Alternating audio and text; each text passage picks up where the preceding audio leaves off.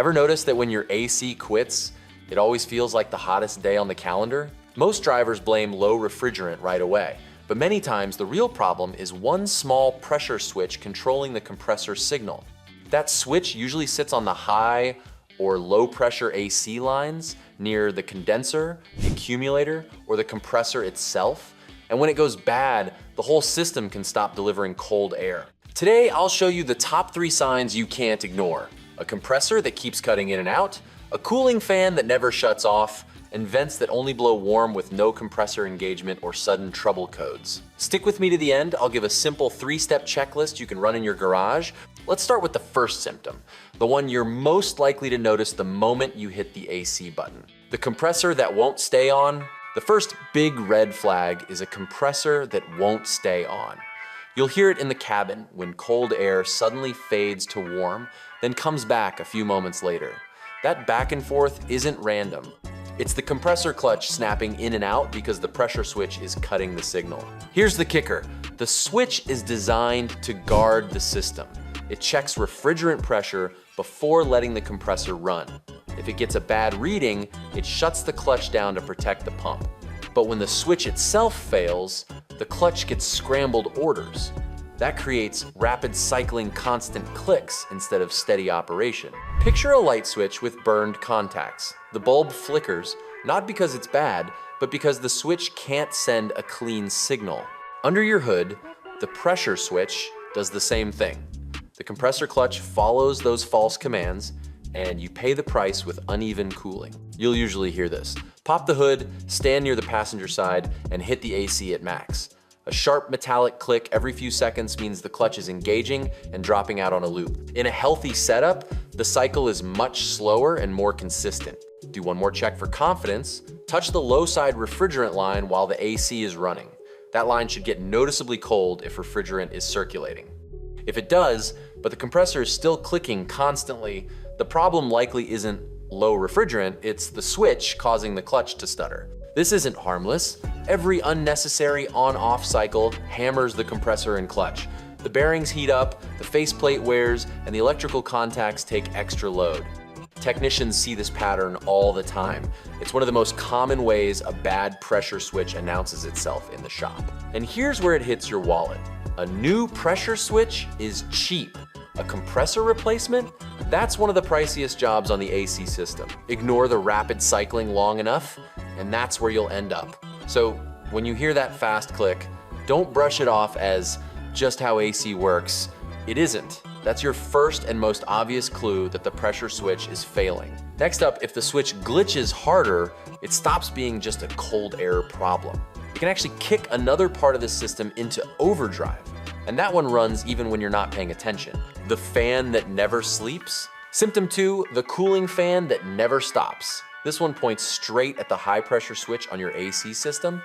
When that switch tells the ECU there's dangerously high refrigerant pressure, the computer answers by running the radiator and condenser fan flat out, even when the engine itself is perfectly cool.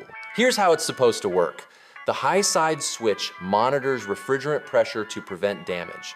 If the pressure really climbs too high, the ECU cuts compressor power and runs the fan hard to pull heat out of the system.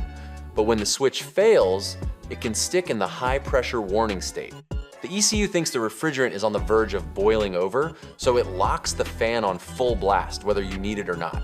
That's why you can see the temp gauge hold steady in the normal range, but the fan is still screaming up front like the engine is cooking. A lot of people chase thermostats, coolant sensors, or even head gaskets before realizing the cooling system itself looks fine. The fan isn't responding to coolant temperature at all. It's running because of a false high pressure signal from the AC switch. The giveaway symptom is constant fan noise when nothing else looks out of line. You turn the key off, step away, and the fan keeps running for minutes after shutdown.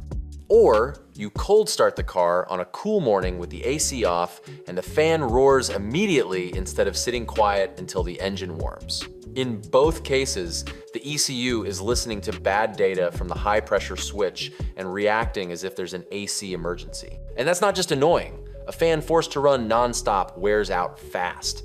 The motor windings run hot, the bearings lose their grease, and the battery takes a hit from the extra draw every time it's idling. Do that for weeks or months, and you'll be shopping for a new fan motor long before you ever planned to. That's money wasted on wear that started with a cheap switch crying wolf. Think of it like leaving a box fan plugged in 24 hours a day in your shop. The blades spin non-stop, the motor heat builds, and your electric bill creeps up. Eventually the motor burns out, not because the fan was asked to do real work, but because it was never allowed a break. Same story under your hood. Here's the quick check you can do in your driveway. Step 1, leave the AC off and start the car cold. Step 2, pop the hood and listen. That fan should stay off until coolant temp climbs. If it kicks on right away, you've got a bad signal issue. Step 3, kill the engine and wait. If the fan keeps running long after shutdown, that's another strong sign the switch is fooling the ECU. If you're comfortable going further, plug in a scanner. Pressure switch faults often throw codes like P0530 through P0533. Those are your direct clue that the issue is on the AC pressure side, not the coolant side. You can also inspect the switch connector itself, look for corrosion or loose pins right where the wiring meets the switch on the high pressure line. One important safety note. If you trace refrigerant lines or get near the fan blades, shut the engine off first and stay clear of moving parts. The fan can start at any time when the ECU thinks there's a pressure problem. Keep your hands safe while you check. Here's what the shop shows. Fan overrun tied to a bad high pressure switch often leads to extra costs. Not just a fried fan motor, but wasted money replacing coolant parts or chasing overheating that isn't happening. The bills add up quick if you swap radiators and thermostats while the real fix, a simple switch, sits ignored. When you see or hear the fan that never sleeps, don't assume it's normal. It isn't. It's the ECU reacting to false alarms.